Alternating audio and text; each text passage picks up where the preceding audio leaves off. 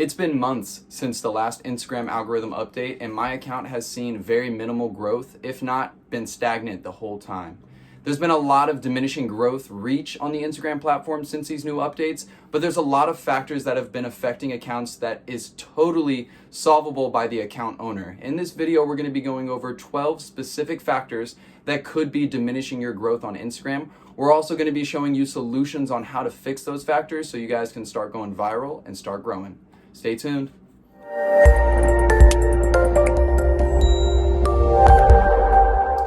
All right, guys, let's kick this factor list off. The first one being communicating with your audience. Now, something that a lot of Instagram accounts do when they first start out is they have a really high communication rate with their Instagram following. However, as they start growing, that communication actually diminishes just because of the sheer amount of followers that they start to aggregate over time.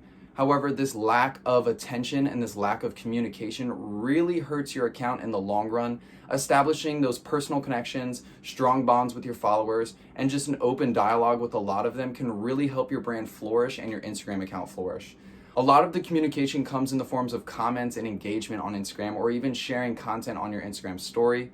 Just putting yourself out there and connecting with your followers. You know, if they leave a comment, if they ask you a question in the DM, if they like one of your comments on another post, it's always important that you go back, follow up. You always want to be the last person in the conversation, meaning that if someone sparks a conversation, one of your followers, the last message throughout the dialogue should be your message, either responding or closing out that conversation with that follower. It just shows a level of attention and a level of value that you have for your audience. You know, caring about an individual goes a long way, and that perpetuity of caring for all of your followers will only allow your growth to grow exponentially, and it will really strengthen the bond that you have with your followers. So if you plan on turning your audience into a monetized fashion, you know, whether selling merch or shout outs, etc., you'll be able to do that because of the strong, tight-knit family communication that you've established over time with your account. Factor 2, not being consistent. Now, this is something that a lot of Instagram accounts actually struggle with. I know when you first start out, you know, you have a desire and a passion and a fire inside you that makes you want to post constant content on Instagram. You know, about a month later, maybe you're less inclined. You went down from 2 to 3 posts a day to now you're only doing 1 or 2 a day. And from there, it breaks off into 1 every 3 days.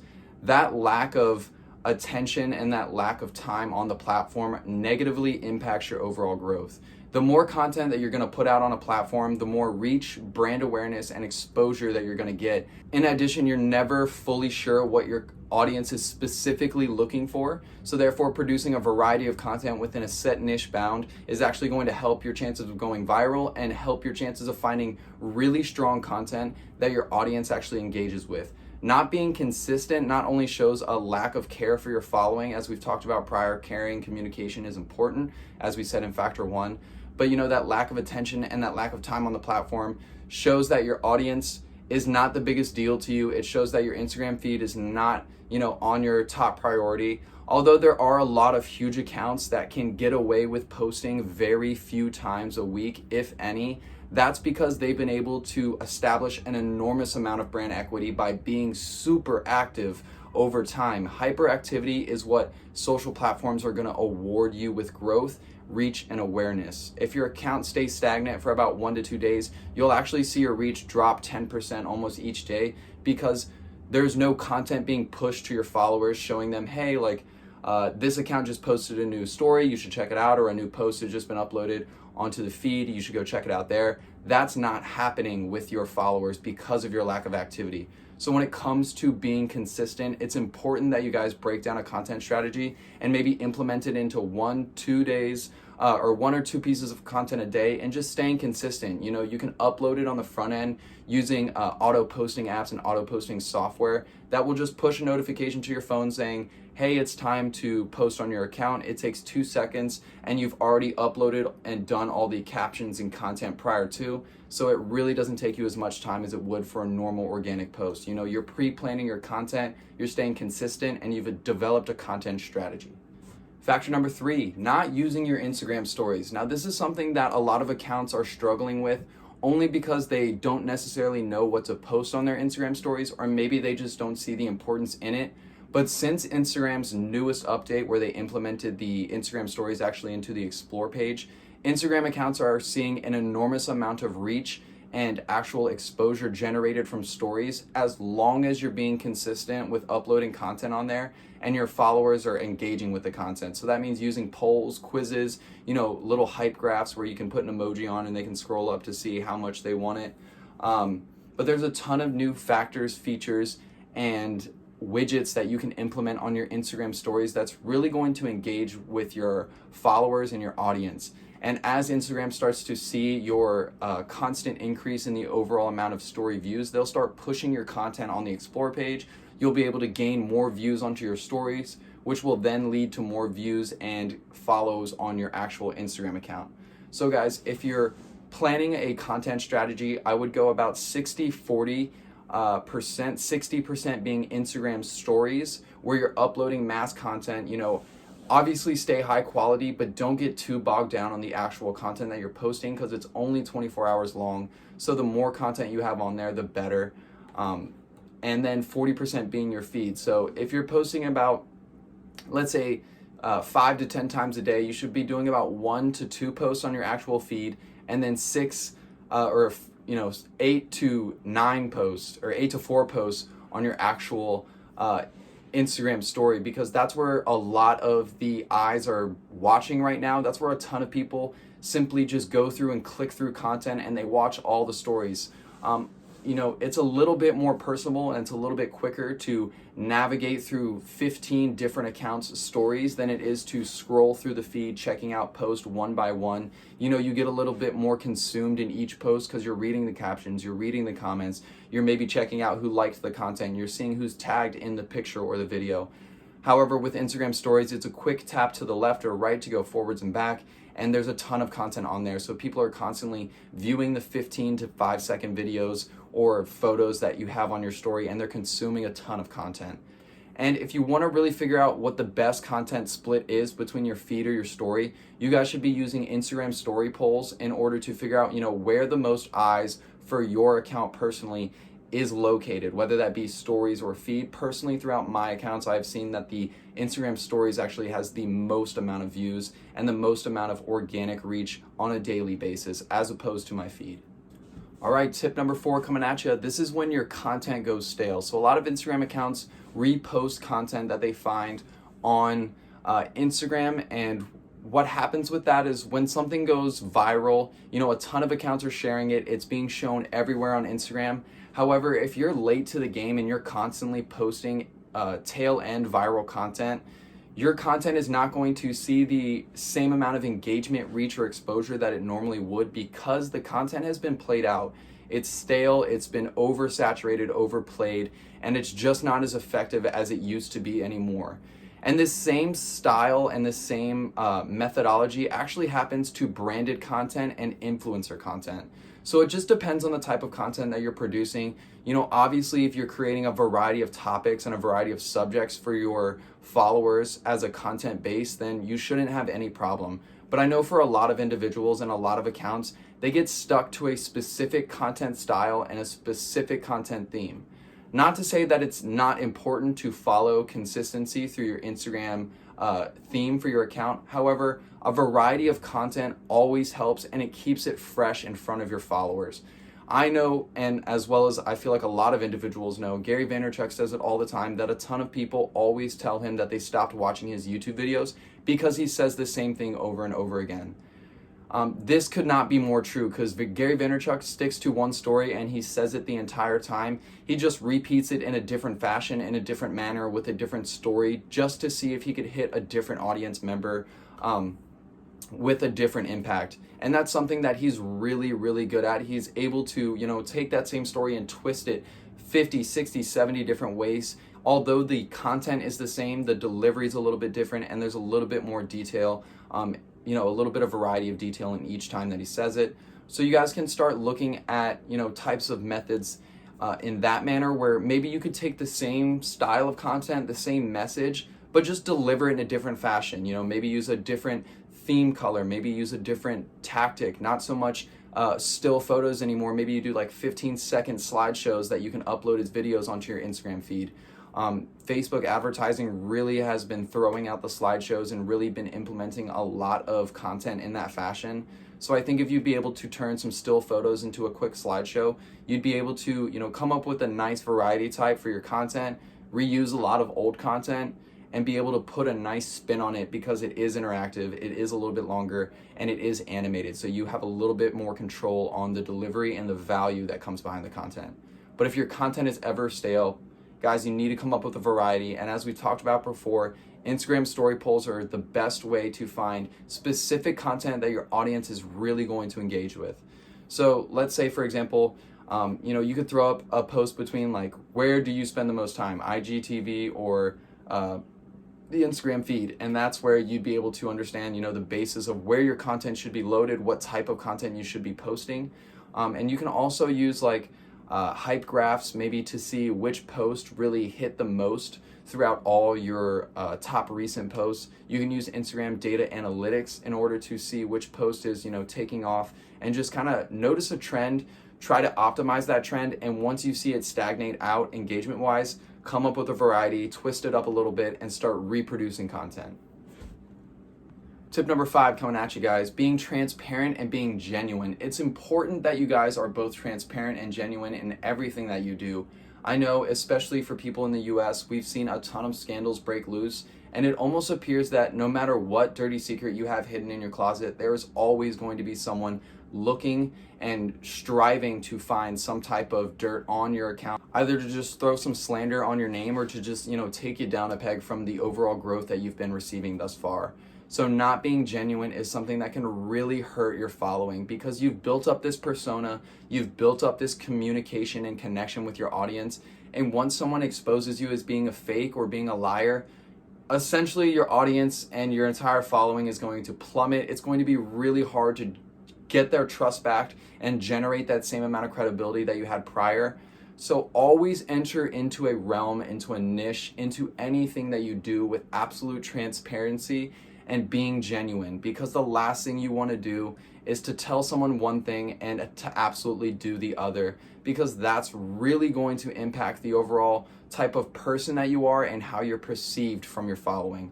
So always be genuine, speak the truth. If you have something that you don't think that your following will like, but you feel that it needs to be said, simply say it, because you never know exactly what type of mental state or thoughts are on your followers' mind. And a lot of the most viral content and a lot of the best content on Instagram has just come from people exposing their truth, telling them how they feel and, why they should feel that way. And it's really been explosive. Genuineness and transparency has been a huge theme throughout Instagram, especially in these later years. As we've seen previously, in the early stages of Instagram, it was all copy, Photoshop, and fake. Now we're moving into real, authentic, genuine, and transparency. So you guys should be stepping into the light, out of the shadows, and make sure that everything you do is with full transparency.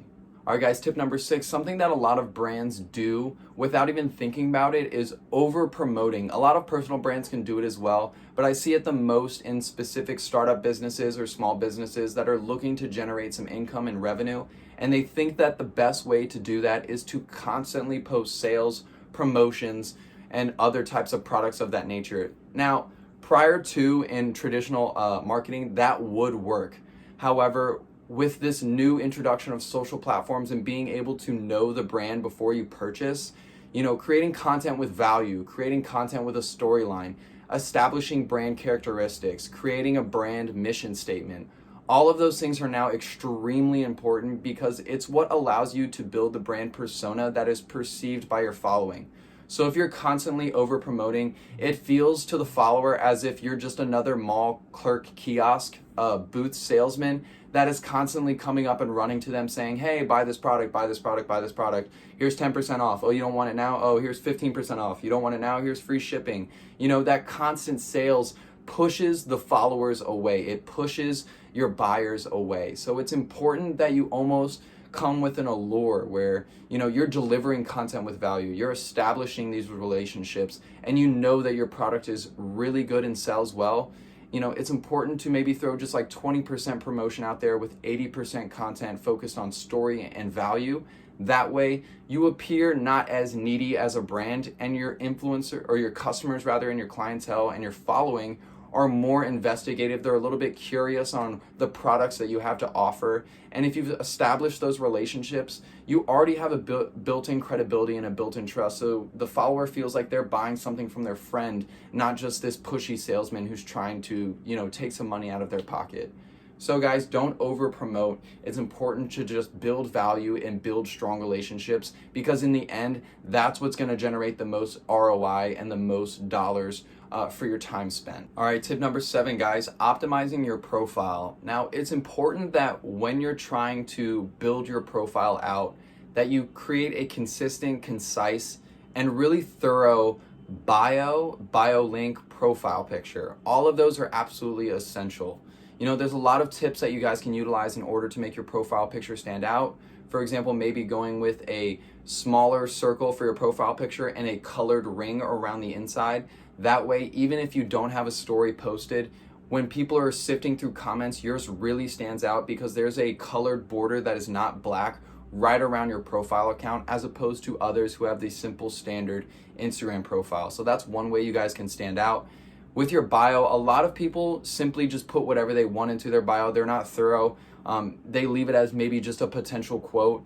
And while some of those quotes do work for bigger brands and bigger accounts that have that brand equity, it's important that you guys are thorough, stating where your location is, maybe for a business or your personal brand, stating your years of age, for example, as a personal brand or an influencer. A lot of people want to know your age. Maybe what type of services you offer, where they could find your home screen or your home website. That should be in your bio link.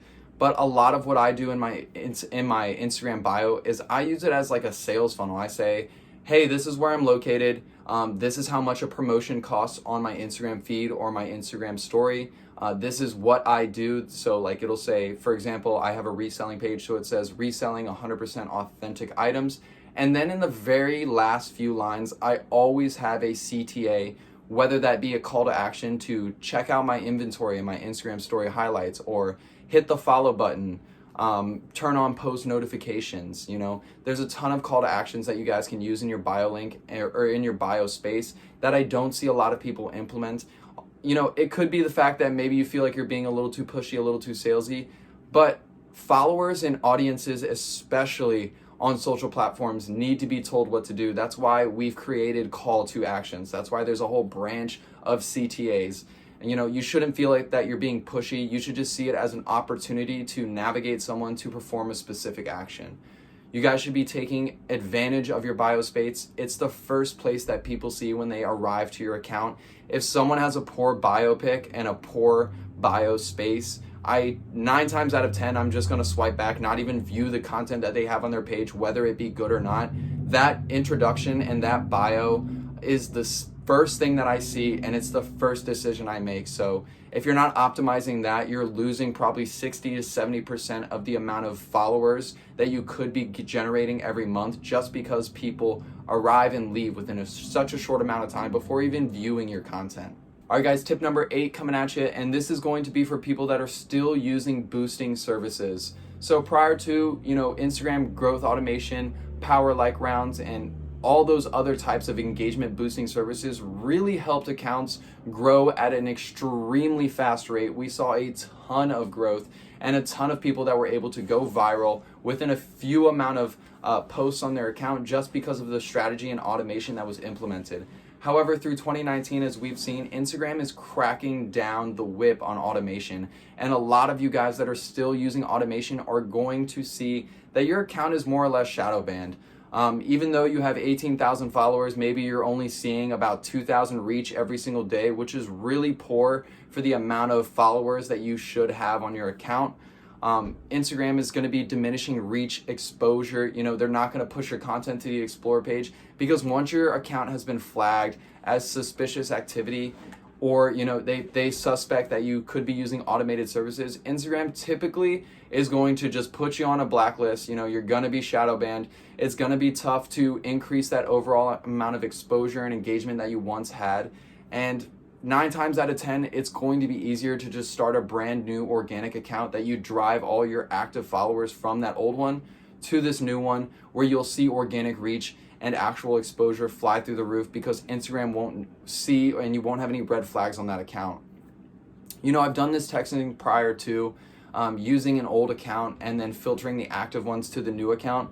My smaller account that had about, I think it has like 2,000 followers on it, compared to my 18,000K followed account, the amount of reach was almost the same, which is absolutely ridiculous. Having an account that has 18,000 followers and only reaching 2,000 is just piss poor in my opinion. And then having an account that has 2,000 followers and is able to reach 2,200, that's insane. That's the organic growth that I've known. That's the reach that I've been used to. And that's where I've really seen the most potential, as well as the most ROI for the amount of time that I spent. So if you guys see like an overall diminished amount of growth and you're still using boosting services, I personally would cut ties with all your boosting services. Try to go organic for as long as possible. If you still feel that your growth is being diminished and you still feel that you're shadow banned, start a new account that's smaller, start a backup account amidst that organic process, and just push all the active followers from your main account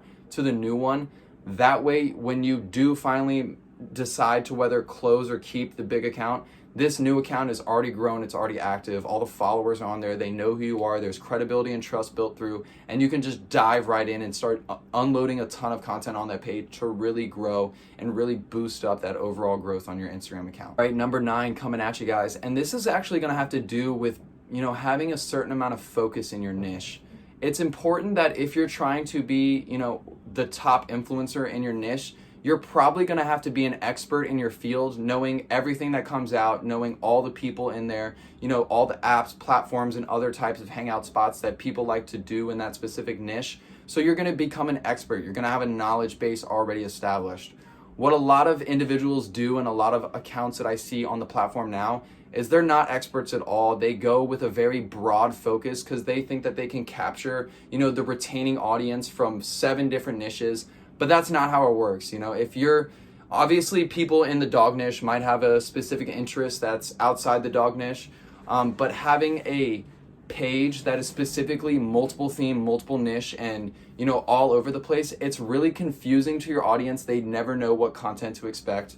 They never really build that personable relationship because there's not a consistency to it. They think that they're almost arriving to a new page every single time.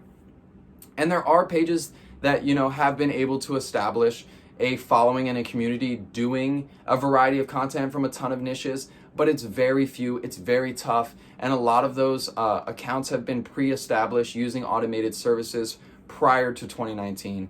So when it comes to growing on your account, it's important that you pick a niche and you stick with it and you become an expert in that field. That's why it's important to always choose or always pick a passion that is your passion. The last thing you want to do is just, for example, for me, just try and start an Instagram account, maybe in like the knitting or sewing field. Obviously I have no interest in doing that. That's not something that I want to do. So being able to produce content in that field would be terrible. I would hate it. And that's, the last thing I would want to do. However, with different niches, I create different Instagram accounts because I do have multiple passions, and you can too. You can have up to 5 Instagram accounts on your actual Instagram app that's installed on your phone. So you could have 5 different accounts specific to 5 different niches, allowing you to create that variety of content, but actually filtering it to a page that is consistent with one theme. And what's nice about having that variety of accounts is, for example, let's say that person in the dog field did like tech pages, or it did like bodybuilding pages.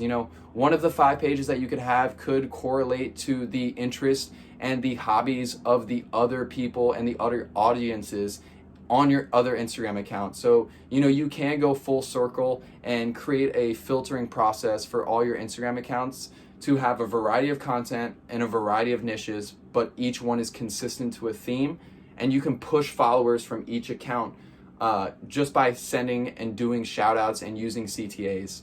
So guys, if you are currently using a variety of niche content on your page, I would strongly suggest you to minimize it to I would say personally 1 niche, But if you're having a really tough time, I would say 1 to 2 niches, and try to make the niches very close together. For example, like super expensive clothes and really nice cars can go together because they both kind of fall under luxury. Although luxury is extremely broad, you can have luxury homes, luxury cars, luxury travel, luxury just pictures of money. And there's a bunch of different sub niches within a niche. So it's important to pick one, get good at it. And if you want to find another niche, create a different account, pick that niche, and start producing content. Don't start mixing them. It becomes too confusing for the following, and it will become too confusing for you. All right, guys, tip number 10 has arrived, and it has to do with utilizing hashtags on your content. I've said this since the beginning of time with Instagram, and I know a lot of you are still not utilizing every 30 hashtags, or if you are, you're keeping the same hashtag list from 2017 when we first started this YouTube video, which is not good. It's not helpful. You're overplaying it. It's oversaturated. We need to use the stair-stepping method that I've talked about in previous videos and other discoverability hashtag videos. It's important that you have a base 15 set of hashtags for your channel, for your account, that are consistent every single time.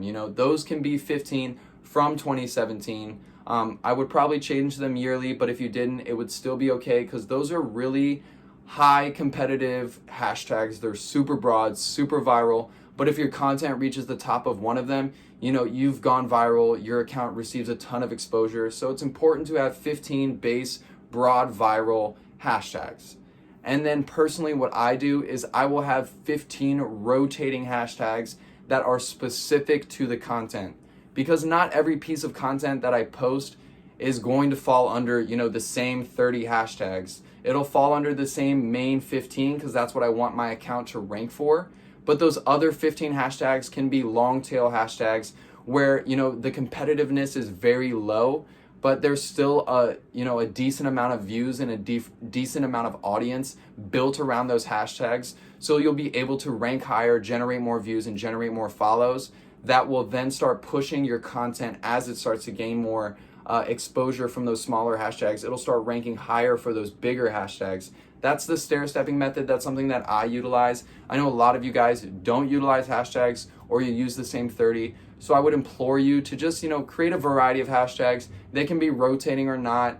It's not super important, but if you're not using any of them, it's extremely important that you get some hashtags. If you're not rotating them, it's important that you start rotating either 10 to 20 hashtags on your Instagram account in order to generate more views, more growth for your account.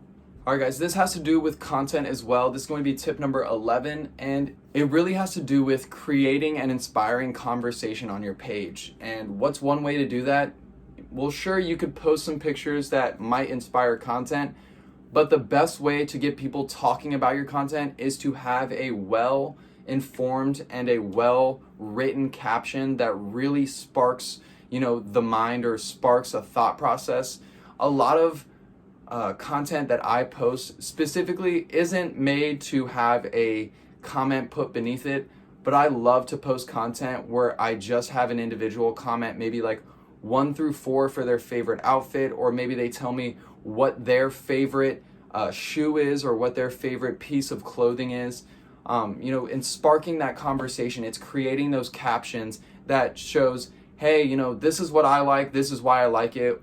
What are your thoughts, or what do you think? What are your, the CTA at the end should always be a question. You want to, spark a response. So the best way to do that is to simply have a well-written, well-informed caption. And then at the end, just be like, essentially after reading that, what are your thoughts on this? Or how do you think about this? How do you feel about the next drop? Etc. There's a ton of different questions that you could pack into there, but it's all just about putting one that's really going to spark that conversation. Because the biggest indicator to Instagram if your content is worthy and of value is comments. Comments take the most amount of time for a follower to actually engage with. A simple tap of a photo is 2 seconds, but to write a sentence is actually going to take, a couple 5 to 30 seconds. They're gonna have to think about it, and they're really gonna have to digest the content.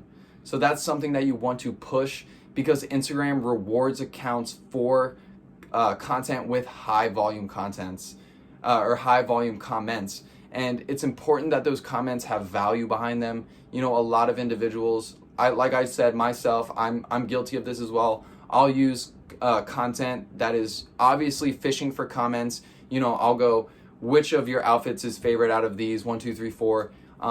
And as a ton of people comment, you know, it does boost the overall amount of exposure. But if you're really looking for the best organic, most viral growth, then you want those comments to be insightful, to provide value, and to typically be more than 3 or 4 words. That's just some basic principles that I've seen throughout my process with Instagram. And I'm sure you guys have a little bit of your own tendencies, but it's important to spark those conversations. So start posting content that sparks them. All right, guys, tip number 12 coming at you. This is going to wrap it up. This is the last one. And it's something that I feel like a lot of people are a little shy of doing just because maybe they haven't fully introduced themselves to their following, maybe because they're not as genuine as they claim to be, or maybe because they just don't simply know what type of content to produce.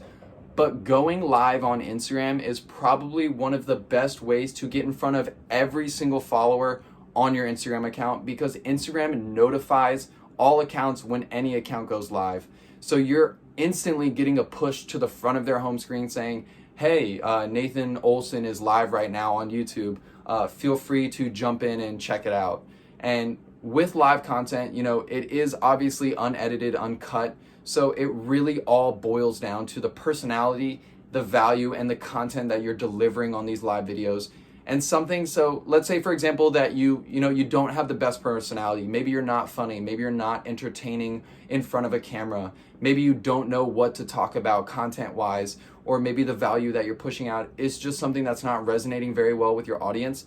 Find an influencer that is of comparable size to your account in your niche and start doing live videos with them where you call one another and people can actually jump in, view, and engage with the conversation that you guys have. You know, whether it's just a 5 or 10 minute conversation about what you guys did on Monday, or you guys dive into the deep analytics of, you know, your website visitors on a specific website, or maybe you just want to talk about the latest and upcoming trends in the clothing and fashion industry. You know, whatever it is, being able to contact all of that influencer's followers by going live with him or with he or her. And in the same fashion, all of your followers going live or getting that notification that you're going live, that's just going to draw a huge amount of crowd into the live video. And if the content is good, if people really connect with your personality on screen, or they simply just do a follow-up and check out your account, you know, you're going to be generating a lot of follows from that influencer, a lot of engagement from that influencer. And as you start to connect with more throughout your niche, you'll see your overall amount of exposure, reach, and engagement just start to grow in the long run. So guys, that's going to wrap up this video. I hope you thoroughly enjoyed. Make sure to stay tuned to the next one. If you have any questions, concerns, or comments, leave them in the caption section down below. I'll be answering all of them for you, and I'll be giving you guys a ton of value. So make sure to stay tuned and always, always, always keep growing.